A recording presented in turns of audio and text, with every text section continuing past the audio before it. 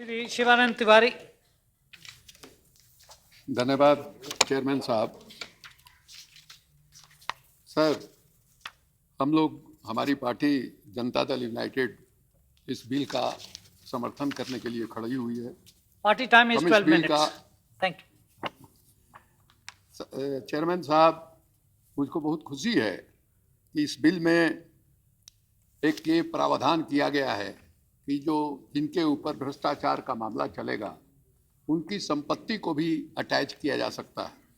मुझको यह बताने में खुशी हो रही है कि बिहार में जो हमारी सरकार है उसने करीब 5-6 बरस पहले ये कानून बनाया था और इस कानून के अंतर्गत कई भ्रष्ट पदाधिकारियों की संपत्ति को हमने जब्त किया है और उसमें जो गरीब बच्चे हैं, शेड्यूल कास्ट के बच्चे हैं, उनके लिए स्कूल खोला गया है। उस प्रावधान को इस लोकपाल बिल में शामिल किया गया है। इसको देख करके हम लोगों को बहुत प्रसन्नता हो रही है। यही नहीं, सभापति महोदय, बिहार में अब तक घूस लेते हुए रंगे हाथ जितने पदाधिकारी पकड़े गए हैं, आज़ादी के बाद बिहार में कभी भी उतने पदाधिकारी नहीं पकड़े गए थे। इसके बावजूद भ्रष्टाचार का सवाल उठता रहता है। आखिर क्या कारण है इसका? हमको इसीलिए संदेह होता है कि ये लोकपाल बिल जो हम लोग बना रहे हैं काफ़ी बेहतर बिल है। इसमें सीताराम येचुरी जी ने लेफ्ट के तरफ से जो संशोधन दिया है उसको भी अगर शामिल कर लिया जाए तो और ये बेहतर बिल बन सकता है। लेकिन बावजूद इसके हमको ये शंका होती है कि क्या लोकपाल बना करके हम भ्रष्टाचार पर पूरी तरह नियंत्रण कर लेंगे। जैसे रेप के खिलाफ हम लोगों ने कानून बनाया, लेकिन उससे रेप रुक नहीं रहा है। हम ये भी नहीं कहना चाहते हैं कि इसका मतलब ये है कि हम कानून नहीं बनाएं।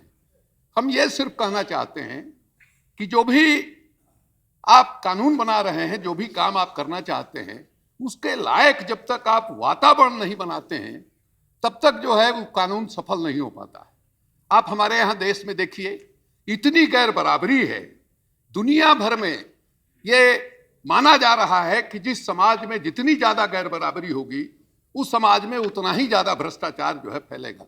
हमारे समाज में पिछले कम से कम 15-20 वर्षों में कितनी गैर बराबरी बढ़ी है, इसका कोई हिसाब किताब नहीं। कोई हमारे पास पैमाना नहीं रह गया है कि इस गैर बराबरी को हम आंक सके। दूसरी ओर जिस तरह से रैम्पेंट ढंग से हमारे देश में कंज्यूमरिस्ट कल्चर जो है चलाया जा रहा है, लोगों के मन में लालच पैदा किया जा रहा है। भला बताइए, इसी पार्लियामेंट हाउस में लोग करोड़ 2-2 करोड़ की गाड़ी लेकर के आते हैं, तो जो छोटी गाड़ियों पर आ रहे हैं उनके मन में ये लालच पैदा होगा कि हम भी किसी तरह से उस बड़ी गाड़ी पर चढ़ें। आप कैसे, जो मनुष्य के अंदर, इंसान के अंदर जो इस कमजोरी है उसको आप कैसे रोक सकते हैं? तो आप इसको रोकना चाहते हैं तो एक इस तरह की जो गैर बराबरी है, इस गैर बराबरी को जब तक आप नहीं घटाएंगे, आप सिर्फ लोकपाल बना करके आप इसको नहीं रोक सकते। इसलिए मैं बावजूद इसके कि ये लोकपाल बिल जो आया है इसका हम समर्थन करते हैं, लेकिन हम साथ साथ यह भी चाहेंगे कि इसके साथ और कार्रवाइयां जो हैं वो होनी चाहिए। बगैर उन कार्रवाइयों को किए हुए आप भ्रष्टाचार पर नियंत्रण जो है नहीं लगा सकते हैं। आप कितना भी बड़ा से बड़ा कानून बनाएं। इसी लोकपाल में प्रावधान है कि जो लोकपाल होगा उसमें सुप्रीम कोर्ट का रिटायर्ड जज भी उसका चेयरमैन हो सकता है। अब देखिए, सुप्रीम कोर्ट के एक रिटायर्ड जजमेंट के जज के खिलाफ यही अभी क्वेश्चन आवर के पहले टीएमसी के लोग हल्ला कर रहे थे कि उन पर जो है लड़की के साथ छेड़छाड़, उस पर मैंने सेक्सुअल ये का आरोप लगा है।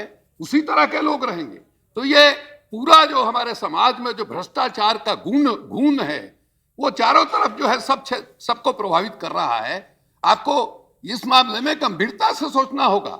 इस देश में जिस तरह से आप कंज्यूमरिस्ट कल्चर बढ़ा रहे हैं और 80 के बाद, खास करके 90 के बाद ये और तेजी के साथ बढ़ा है। कहा गया 46 बरस के बाद ये बिल आ रहा है। हम तो ये कहना चाहते हैं कि आज़ादी के बाद ही लोकपाल बनना चाहिए था। जब 1946 में इंटरिम सरकार बनी थी, हमको याद है महात्मा गांधी के पास माने हर महीने 70, 80, 100 चिट्ठियां आती थी भ्रष्टाचार के बारे में शिकायत के लिए। जब पहली सरकार 1952 में इलेक्टेड सरकार बनी, सीटी देशमुख साहब उस समय फाइनेंस मिनिस्टर हुआ करते थे जवाहरलाल नेहरू जी के कैबिनेट में। उन्होंने ये सवाल उठाया पहली दफा कि ओम्बुड्समैन हम लोगों के देश में बनना चाहिए। उस समय कह दिया गया कि ओम्बुड्समैन बनेगा तो इससे एक तनाव जो है पैदा होगा, लोग झूठा आरोप लगाएंगे और इससे काम करने की जो क्षमता है वो प्रभावित होगी। नहीं बना, जबकि हम लोगों ने देखा था कि 1948 में ही पहला स्कैंडल हुआ, जीप स्कैंडल इस देश में, और पब्लिक अकाउंट्स कमेटी ने उस समय आरोप लगाया, उस समय जो ब्रिटेन में हाई कमिश्नर थे उनके खिलाफ। और यह भी हमने देखा, रिकॉर्ड में देखा कि लोकसभा में यह सवाल उठाया गया कि पब्लिक अकाउंट्स कमेटी के रिपोर्ट पर क्या कार्रवाई हुई। क्वेश्चन हुआ और क्वेश्चन ऑर्डर पेपर में आया और क्वेश्चन गायब हो गया। उस समय भ्रष्टाचार का इस तरह का मामला आ रहा था। इसके बावजूद हमने ओम्बुड्समैन उस समय नहीं बनाया। इसलिए हम ये नहीं मानते हैं कि ये 40 वर्ष का मामला है या 46 वर्ष का मामला है। 1962 में ही जब लाल बहादुर शास्त्री जी होम मिनिस्टर थे, उन्होंने इस पर एक कमेटी बनाई जिसको हम लोग संथानम कमेटी के नाम से जानते हैं, और उसी के अनुसार सीबीसी का गठन हुआ, सेंट्रल विजिलेंस कमीशन बना। लेकिन उसके बावजूद भ्रष्टाचार पर हम कहां से नियंत्रण रख पाए। इसलिए जब भी हम कोई कानून बनाना चाहते हैं, हम कानून बना रहे हैं तो समग्र रूप से हमको देखना चाहिए। हम आ रहे थे सदन में, हमको कुछ लोगों ने कहा कि विसिल ब्लोअर के बारे में भी सवाल उठाइए। सही बात है, लोकपाल के यहाँ कोई कंप्लेन करता है, कोई शिकायत करता है, उस शिकायत करने वाले के पर जिसके खिलाफ शिकायत होता है, अगर वो उसके खिलाफ हिंसा की कार्रवाई करता है, उसका कौन सा प्रोटेक्शन है। हम लोग देख रहे हैं राइट ऑफ इंफॉर्मेशन भी भ्रष्टाचार पर नियंत्रण लगाने के लिए एक कानून हम लोगों ने बनाया था। उसमें क्या हो रहा है, कई जगह जो राइट ऑफ इंफॉर्मेशन का सहारा लेकर के भ्रष्टाचार के मामले को उठाना चाहते हैं, उनकी हत्या तक हो रही है। हमारे यहाँ भी हुई है और देश भर के कई इलाके में हुई है। अभी कुछ दिन पूना के बारे में खबर मिली थी कि वहां भी एक व्यक्ति की जो विसिल ब्लोअर का काम करता था, उसकी हत्या हो गई। तो जब तक आप समग्र रूप से इस सवाल को निपटाने के लिए कदम नहीं उठाते हैं, तब तक जो है ये मामला जो है निपटने वाला नहीं है। इसलिए हमारा कहना होगा कि इन सारे चीजों के बारे में सोचिए। आप अकेले लोकपाल के जरिए भ्रष्टाचार को नहीं मिटा सकते हैं।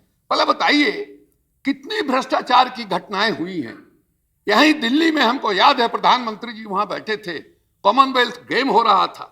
उस समय हमने प्रधानमंत्री जी से कहा था कि न्यूक्लियर डील पर आपने अपने कुर्सी को दांव पर लगा दिया और यहां आपके छाती पर चढ़ करके भ्रष्टाचारी देश को लूट रहे हैं, और आप जो है इस सवाल पर अगर आपने कुर्सी को दांव पर लगाया होता तो मेरे जैसा आदमी आपको माला पहनाता। क्या दिक्कत होती है। बगैर लोकपाल के भी कॉमनवेल्थ गेम जिस समय हो रहा था, भ्रष्टाचार की रोज रोज कहानियां छप रही थी। हम हाथ पर हाथ धरे कैसे बैठे रह गए। आज उसका नतीजा निकला कि दिल्ली के चुनाव में कांग्रेस पार्टी की क्या हालत हो गई। तो समय रहते हम कोई कार्रवाई क्यों नहीं कर पाते हैं, यह भी एक चिंता का विषय है। कई भ्रष्टाचार के मामले आए, अभी सुखेंदु जी उन घटनाओं की चर्चा कर रहे थे।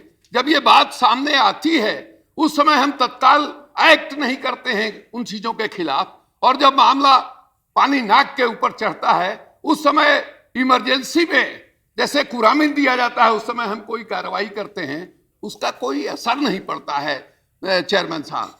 इसलिए हमारी गुजारिश है, बावजूद इसके कि हम इस बिल का समर्थन करते हैं, हम चाहेंगे कि भ्रष्टाचार को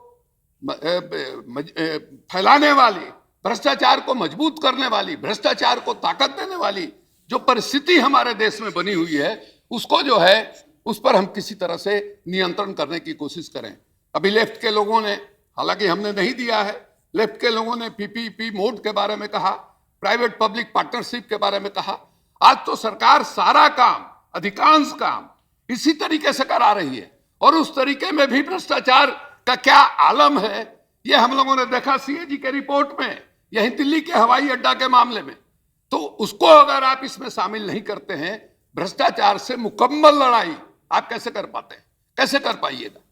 इसलिए हम चाहेंगे, मैंने कपिल सिब्बल साहब से मेरी गुजारिश होगी कि इस अमेंडमेंट को भी आप जो है शामिल कीजिए, और तब जो है मैंने लगेगा कि सचमुच हम लोग ईमानदारी के साथ मुकम्मल ढंग से भ्रष्टाचार के खिलाफ हम लड़ाई लड़ रहे हैं। उसी तरह से हम कहना चाहेंगे, हम नहीं जानते हैं कि कैसे ये होगा, ये जो हमारे देश में गैर बराबरी है, इस गैर बराबरी को जब तक आप नहीं रोकिएगा, आज एक एक आदमी के मन में कोई भी दूध का धोया हुआ नहीं है, कोई भी हमारे यहाँ दूध का धोया हुआ नहीं है, और दूध किसी का धोबी नहीं है कि वो दूध से धो करके लोगों को साफ करे। आज एक एक आदमी के मन में जिसको मौका नहीं मिल रहा है वो ईमानदार है, और जिसको मौका मिल रहा है वो कहीं भी मौके को छोड़ता नहीं है। ये हालत हो गई है। हम लोगों ने पंचायती बिल बनाया समय पर, हमारे देश में पता नहीं काम करने की आदत है ही नहीं। अगर जो पंचायती बिल राजीव गांधी जी के समय में आया, वो पंचायती बिल देश के आजादी के तुरंत बाद आ गया रहता, जिस समय देश पर गांधी का प्रभाव था, नेहरू का प्रभाव था, ईमानदारी और सच्चाई थी, तो देश की दिशा जो है दूसरी हो सकती थी। उसी तरह से जो लोकपाल बिल आ रहा है, सीटी देशमुख साहब ने जब सवाल उठाया था ओम्बुड्समैन का, उस समय अगर ओम्बुड्समैन बन गया होता, लोकपाल बन गया होता, तो जो आकार और रूप भ्रष्टाचार का हम देख रहे हैं वो नहीं दिखाई देता। कोई क्षेत्र है आपका, देश की डिफेंस मिनिस्ट्री, इतनी नाजुक, इतनी संवेदनशील मिनिस्ट्री, और उसमें क्या हो रहा है कहने की बात है। ये हालत है हमारी।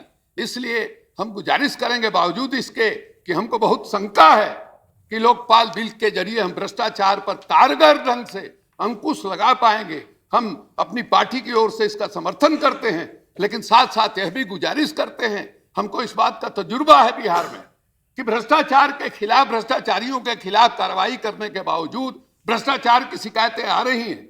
उसी तरह, उसी तजुर्बे के आधार पर हम आपको ये कह रहे हैं कि जो वातावरण बना हुआ है भ्रष्टाचार के समर्थन में, जिस वातावरण को बढ़ाने के लिए हमने जो विकास की नीति बनाई है, विकास का मॉडल बनाया है, जिस ढंग से हम कंज्यूमरिस्ट कल्चर चला रहे हैं, उस पर जब तक आप रोक नहीं लगाइएगा, गैर बराबरी को जब तक आप कम नहीं कीजिएगा, तब तक जो है भ्रष्टाचार पर पूर्ण रूप से नियंत्रण पाना मुश्किल होगा। इसी के साथ इस बिल का समर्थन करते हुए और कपिल सिब्बल साहब से गुजारिश करते हुए कि ये पीपीपी मॉडल का जो मामला है इसको भी उसमें शामिल कीजिए, ताकि ज्यादा असरकारी ढंग इस लोकपाल को आप दे सकें। मैं समर्थन करता हूं और अपनी बात को समाप्त करता हूं।